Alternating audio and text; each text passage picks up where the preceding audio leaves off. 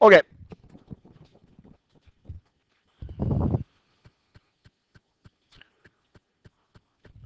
Chapter 6, Section 3 is on integration by parts. It's important for you to know that integration by parts will not be on the AP test, at least the AB version. It is a topic on the BC test. So they do expect you to know it for the BC.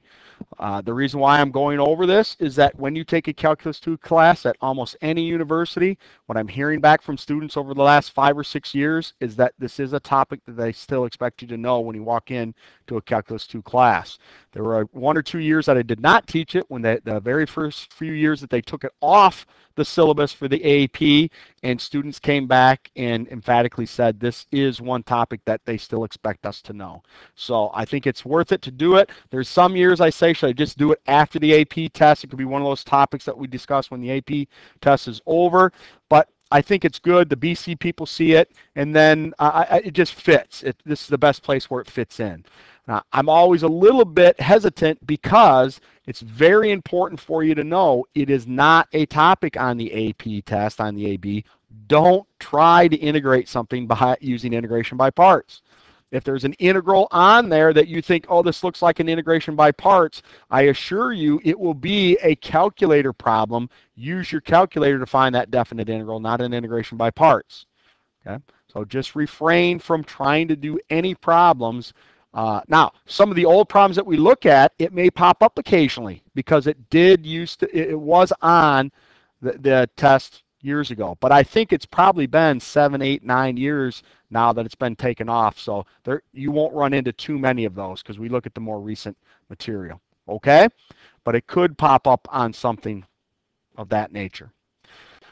Integration by parts formula. This is something that you have to know, but we're going to use it enough you'll get used to it. That if I want to integrate u dv, it is u times v minus the integral of v du. Now that seems complicated, but you'll get used to it. And we'll say uv minus the integral of v with respect to u. We'll say it a bunch. It's just something that you'll get used to when you're doing integration by parts.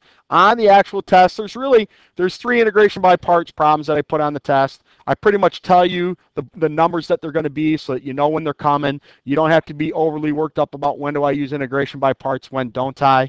It's not a topic on the AP test, so it's not something that I really want you to have to discover, should I be using it or not. I just want you to be introduced to it so you know how to do it when you run into it in the Calculus 2 class. Okay? So having said that, there are 3 different types. One will be a one-step integration by parts. One will be a multiple-step integration by parts. And then one will be what I call a repeated integral integration by parts. And it's that third one that typically gives students more problems than the other ones. Okay, it's the last example that we'll look at. Hopefully we'll get to it today. Okay, so here is the very first one. Here's how I approach the integration by parts, particularly on these first step ones. It's a nice way to organize your information. I got it out of an old book that we used to teach out of here years ago called the Saxon series. And it really is a nice approach for organizing our information.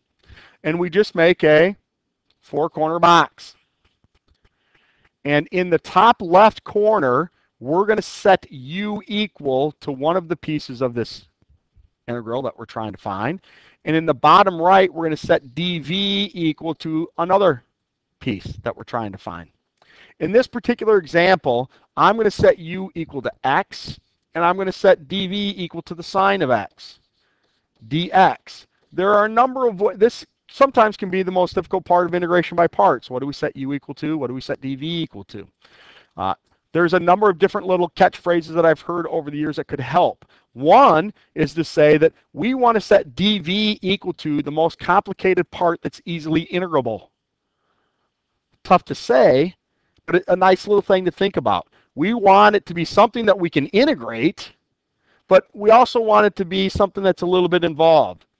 When I'm done here, I will give you a hierarchy of what to set u equal to as well, and for some, it's just as easy to remember that. Okay?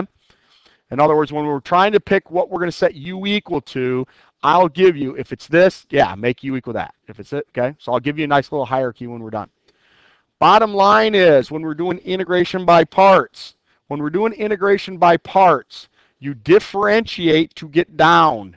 So the derivative of u is du. The derivative of x is dx. So on this first column here, we're going to differentiate to get down. Over here, we're going to integrate to get up. So the integral of dv is just v. The integral of sine of x dx. What is the integral of sine of x dx? Negative cosine of x. Very good. One of the hard parts about integration by parts is you're differentiating here, integrating there. It's tough to keep all of the negative signs straight. So I always double check and say yes, because the derivative of cosine of x is negative sine of x, so negative, negative become positive sine. Always double check to make sure that you have the negative signs placed correctly, because you can get off by a negative sign easy with integration by parts, especially when we look at some of these long ones, these integration by parts inside an integration by parts. Okay? And then we plug it into the formula. And again, it's the first time that you've heard it, so don't be overly anxious yet, but it's uv, x times negative cosine of x, minus the integral of v du. Du equals dx.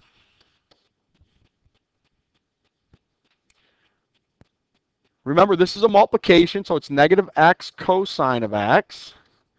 Minus the negative, we can make that positive out front.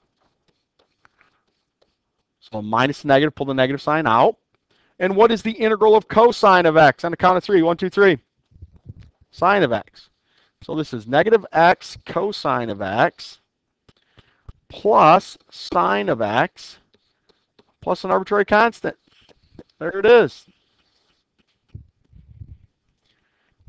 Now this seems kind of interesting that all this would work out, but the bottom line is if this is the indefinite integral, it means it's the antiderivative of this, which means if we want to check the answer, we can simply do what? Take the derivative. I'm not going to take the derivative on every one of these because it gets long. There's no doubt about it. But on something like this, it's not bad to check just to make sure that this process works. Let's take the derivative of this. Here's a product rule. It's the first times the derivative of the second, which is a negative sine of x, plus the second, which is a cosine of x, times derivative of the first, which is a 1. The derivative of sine of x is cosine of x. The derivative of an arbitrary constant is 0. Negative times negative is positive x sine of x plus cosine of x times negative 1. Okay, so it's a negative cosine of x. Here's plus the cosine of x. So I take the derivative of the first part. It should have been negative 1 there. Negative cosine of x, positive cosine of x cancel, and here's an x sine of x. It works. And that's what integration by parts does. It undoes some of these product situations, okay, for integrand. We always want to try U substitution first. And everything on the AP test, if it gets complex like this, can be done using U substitution. You don't have to do integration by parts. But integration by parts typically occurs when you have a monomial times a sine of x, or a monomial times a cosine of x, or a monomial times e to the x. Those are the three big ones. Okay? We do see some natural logs, like example B here from time to time. And it's kind of a unique situation when we see a natural log, and I'm going to explain that here in just a second when we look at this next example. But those are the types of problems that we think of when integration by parts comes into play. Okay? Everybody, I have this one down. Can I erase it? Again, when I erase it, it's gone, but if there is something that you ever want to come back and look at, you can look it up on the website. It won't be erased from that. You can rewind when you're going back to look at some of these lessons. Okay?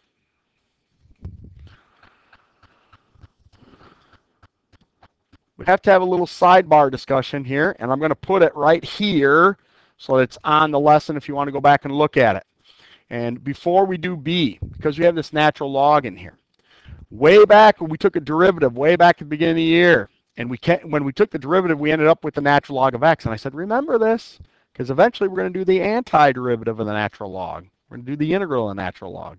And, you know, come back and think about this. Remember this day. It's one of those days I said, remember this day. All right? Maybe some of you made note of that in your notes. The key is, this is a sidebar discussion. I'm throwing an extra example in here. How do we integrate the natural log of x? That's something we haven't talked about. We don't have the rule for it. We don't know yet. And the reason is it requires an integration by parts in order to figure out what the integral of the natural log of x is. And remember, when we do this box situation here, we want dv to equal the most complex part that's easily integrable. Well, I don't know how to integrate the natural log of x. So I can't integrate to get back. I don't know. That's why I'm doing this. I don't know the integral of it. So I have to make u equal the natural log of x, which means dv can only equal dx. There's nothing else left. When we're thinking of our hierarchy of what we're going to set u equal to, natural log of x takes precedent over anything. If you have to use an integration by parts and the integrand includes a natural log function, you want to set u equal to the natural log. Okay? We're going to differentiate to get down. Du equals 1 over x dx. We're going to integrate to get back up. V equals x. And then we plug it in. Again, it's going to take a little bit for you to get used to this formula, but say it out loud a lot and you'll get used to it. It's uv minus the integral of v du.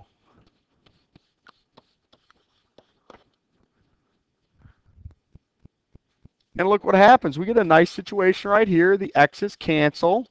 We get x natural log of x minus the integral of 1 dx. You can put a 1 there if you want, but anytime it's the integral of just dx, it's an assumed 1. And the integral of dx is just x.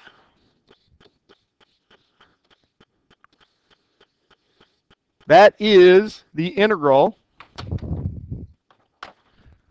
of the natural log of x. It's x natural log of x minus x plus c. And way back, if you look back into chapter 3, we took the derivative of this, and we ended up getting the natural log of x. And I said, kind of remember that, because that means that that's going to be the antiderivative. This is the antiderivative of it. Okay? It's not a big deal. They're not going to ask you to integrate the natural log of x by hand on the AP test, because it involves an integration by parts. It's not going to happen. So anytime that you're going to see a natural log situation in an integral, there's going to be some other way that we can do it, whether it's a u substitution or something like along that line. Okay? Can I erase this? Now, the reason why I did that is because it's really a classic integration by parts that everybody should see. It's one of those, things that we want to be able to integrate, and you can't do it analytically without an integration by parts. Okay? And I also do it because, before we talk about this right here, if we're going to integrate y times the natural log of y, when we want to decide what we're going to make u equal, in most cases, we want to set u equal to the polynomial part, unless there's a natural log. Natural log takes precedent over a polynomial when we're determining what we're going to set u equal to, because it's not easily integrable. I can't integrate it without doing another integration by parts. dv is going to equal the rest of this. What's left? The y and the dy are left. Okay? Differentiate to get down. du equals 1 over y dy. Integrate to get up.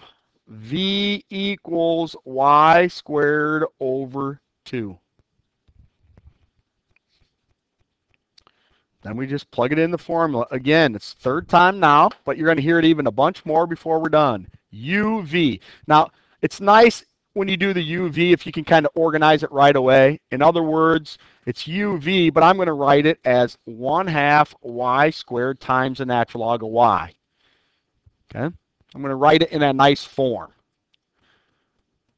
Minus the integral of v du.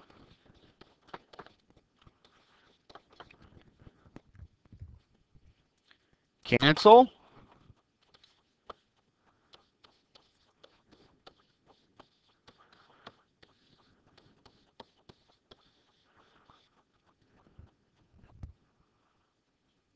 And integrate. This is u squared over 4. So it's 1/2 y squared times the natural log of y minus y squared over 4. Add 1 to the exponent, divide by the new exponent, plus an arbitrary constant. There it is. If you want to check it, take the derivative.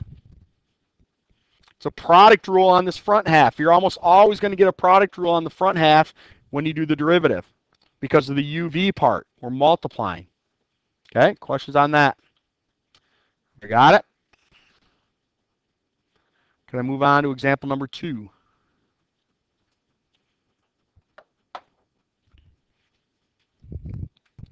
I'm going to go ahead and erase this quick if everybody's got it, though, when I move up.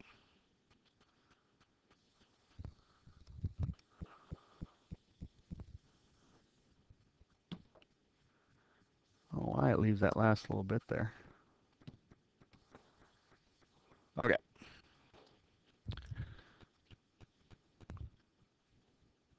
Example number 2. It says something, I typed up the directions the exact same way it'll be in the book so that I could address with you. When it says, to overlay it on the slope field, you don't have to do that part of it. Okay? Don't worry about the slope field part of it. But if we're going to do this one using integration by parts, watch what happens. Some of these get a little bit more involved right away, starting with this type of stuff.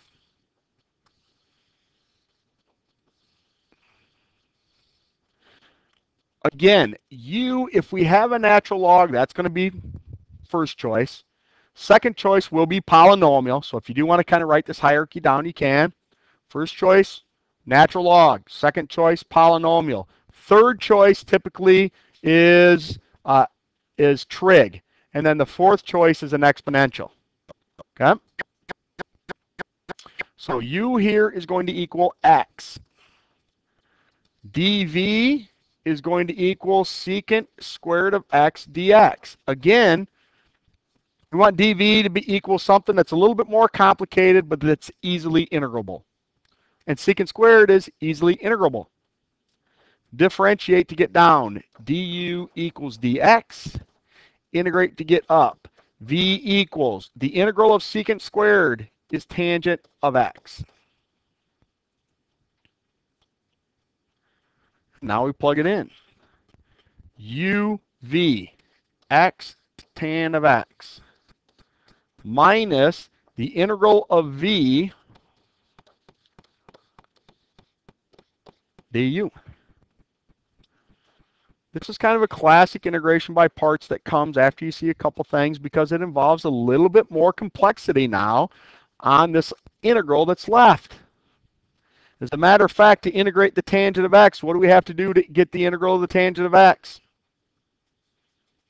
What type of substitution? Okay, we're going to do a u substitution eventually because we're going to rewrite this as what? Sine of x over cosine of x. Right?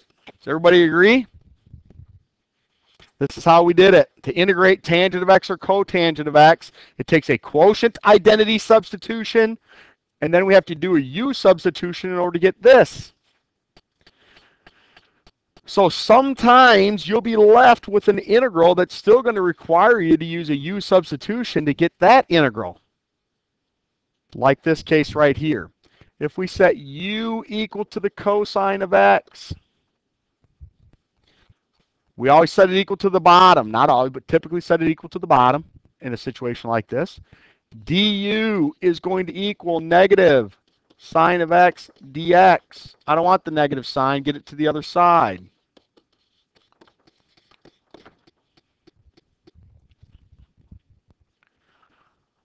So now the sine of x dx can get replaced with a negative du. Pull the negative to the other side. When you pull that negative out front, it becomes a positive, and we're going to integrate 1 over u du. What is the integral of 1 over u? On the count of 3. 1, 2, 3. Natural log. X tan of x plus the natural log of the absolute value of u plus an arbitrary constant. Don't forget to go back to the original variable, okay? This integral was in terms of x, so we want our antiderivative in terms of x. U equals the cosine of x. So it's x tan of x plus the natural log of the absolute value of the cosine of x plus c. Now, we used the variable u twice in this problem. Once here and then over there. There's two things. If you keep this all in the box, then you know which u came from the integration by parts. And this was through a u substitution. Or, if you want, you can call this something else. You can call this z equals cosine of x. You can do a z substitution. Or use some other variable for that second part if it's going to confuse you to use u for two different items. Okay? It's not a problem on the AP test if you use it twice in something like this. Okay? If it's on the BC portion, not on the AB. Questions on that particular problem? So, what we discover here is that when we do integration by parts, we're always going to get this integral that we have, this integral that comes out of the integration by parts, and sometimes this can be a bit more complicated. It may take a u substitution to get this second integral part out. As a matter of fact, wouldn't it be interesting if it was another integration by parts? That'd be great, wouldn't it? Kind of like this problem right here, right? So let's take a look at this one. What's going to happen? Now, one of the reasons that I haven't done so many lessons on and recorded them, and I do more on the board, is because space becomes an issue with some of these calculus problems, and then you can't read it. And so this one might be one of those problems. We're going to do the best I can to make it fit in this space that we have here. Okay? So here it is. We think integration by parts when we have a polynomial with a trig. They're both factors. My hierarchy is to set u equal to a natural log. If I get a natural log, I don't have a natural log. So the next thing I'm going to think is polynomial. It's a t squared. This is dv equals whatever's left, which is the sine of t dt. Differentiate to get down. du equals 2t dt. Integrate to get back up. The integral of dv is v. The integral of the sine of t dt. Integral of sine of t is negative cosine of t.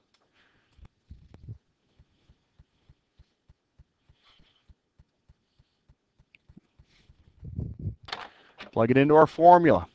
uv. Again, if you can summarize right away, you get that, that's great. uv minus the integral of v du.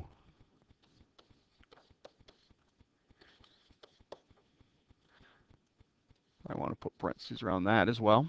So if we summarize this a little bit, negative t squared cosine of t minus a minus, so pull that negative sign out, be positive. I'll leave the 2t in there. I could have pulled the 2 out front, but I'll just leave it in here. So now we look at this integral that's left and we say, gee whiz, that looks like another integration by parts. I've got a polynomial with the trig, and it is. It's another integration by parts. So we draw ourselves a second box.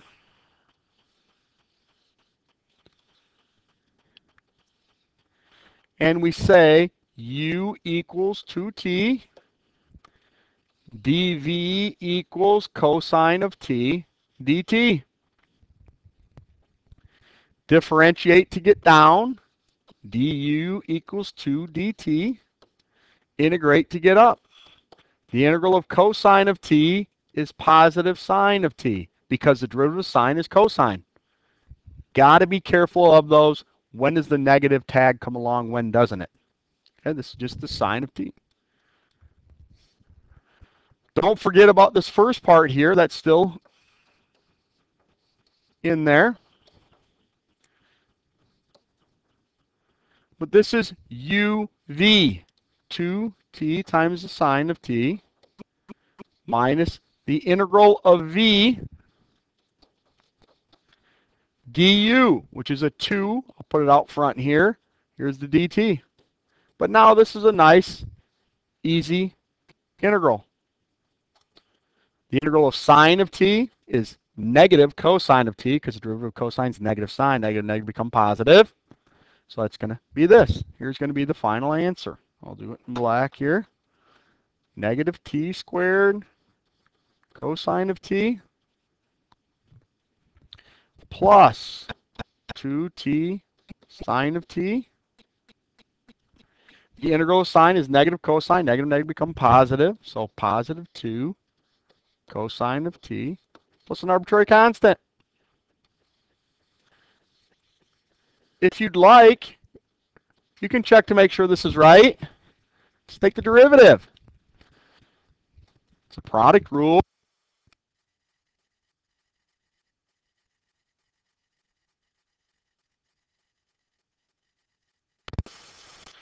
And another product rule than this derivative, but everything would cancel out and you'd get right back down to that. That's what would happen.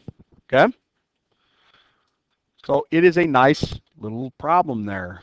Okay? Now just think about this. So essentially, if it was a linear situation with the trig, it was a one-step integration by parts. If this was a quadratic, it was a two-step, which means if it's a cubic, it's going to be an integration by parts inside an integration by parts inside an integration by parts. If it's a quartic, it'll take 4. You could get up to 4 in your homework. It would be really nice if there was a nice shortcut method, wouldn't there?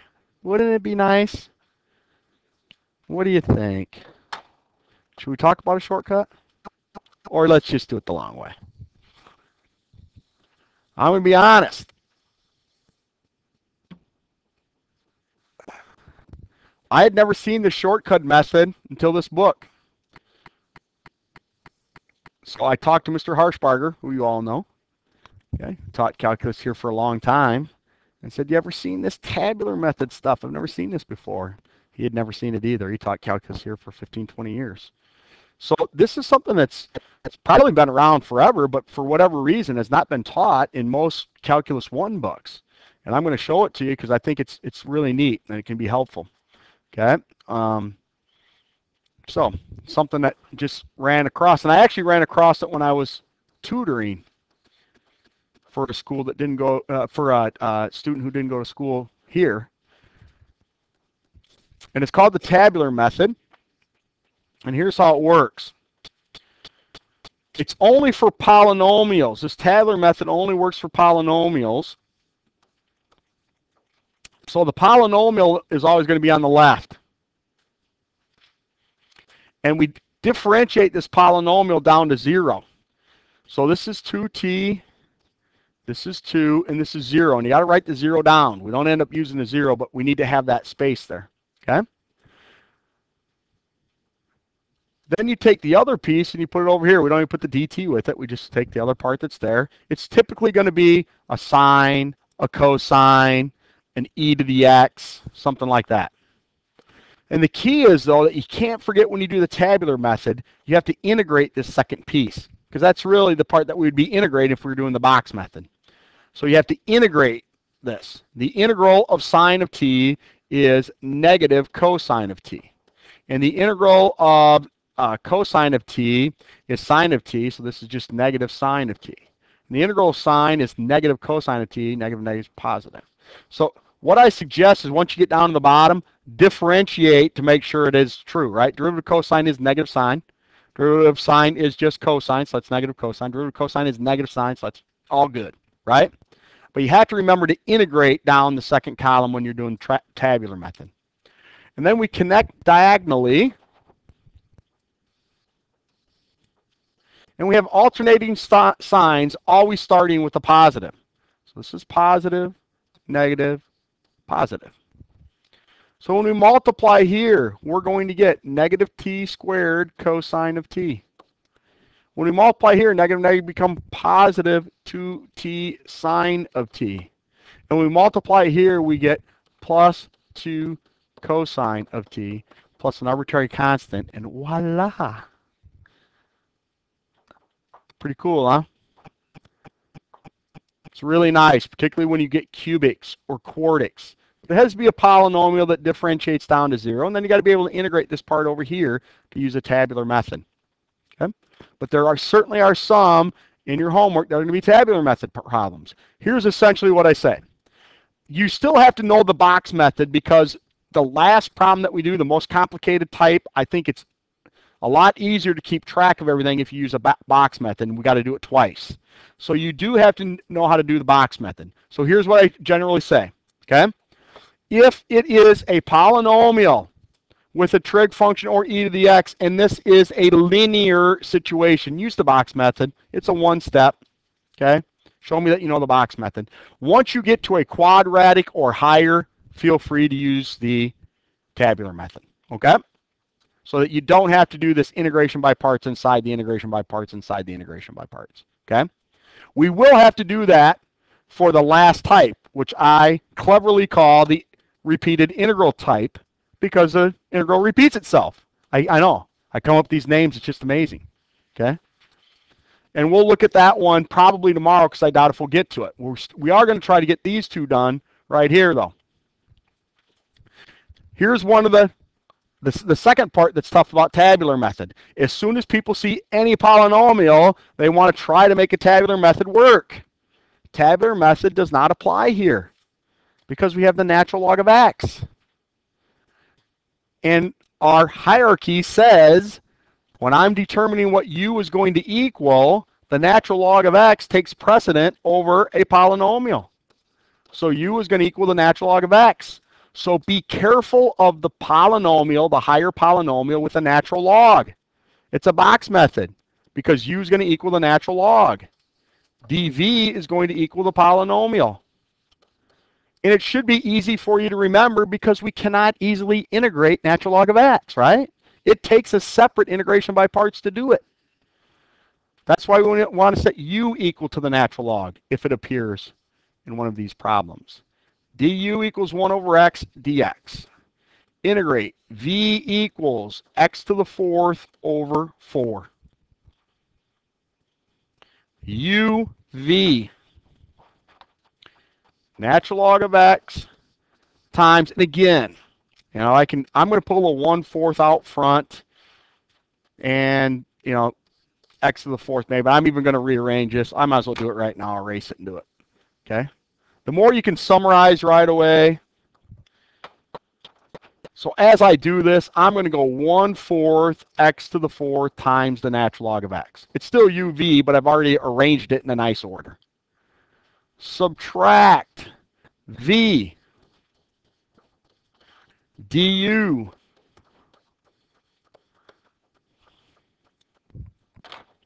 cancel. And so now we're left with 1/4 x to the 4th times the natural log of x minus the integral of x cubed over 4 dx. And this is a nice, easily integrable situation. X to the 4th over 4. I already got a 4 down there, so it'll be x to the 4th over 16 plus an arbitrary constant. Questions on that? Are we good? If you don't believe me, take the derivative, check it out. Questions on that one? So be careful. Write yourself a note in your notes. Be careful of a higher degree polynomial with a natural log. U still equals the natural log because that takes precedent. But this is a classic example of a tabular. I have a quadratic. It's not linear. It's a quadratic with an e to the x.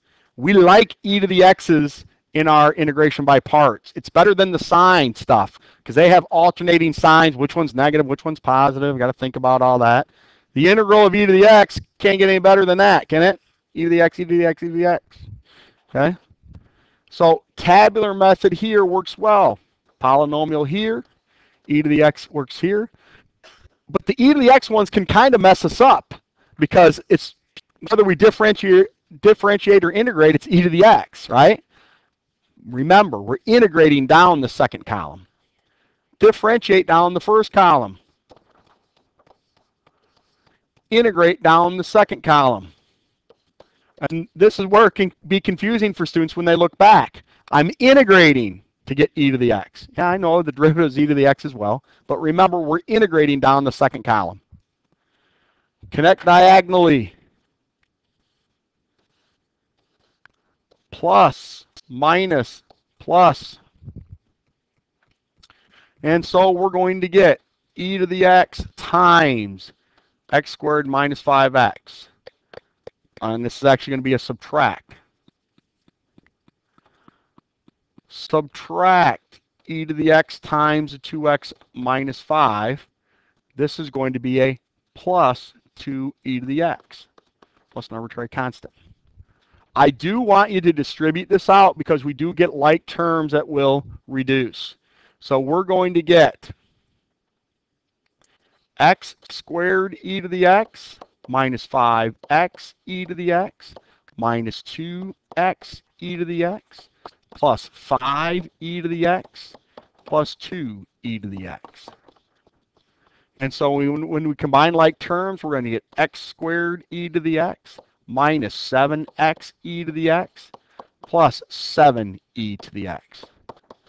Some students want to factor out the e to the x out of here. I don't care whether you do or not. If you do, though, be careful and only parenthesize the first three. The plus c has to be outside the parentheses, right? We can't pull an e to the x out of the arbitrary constant.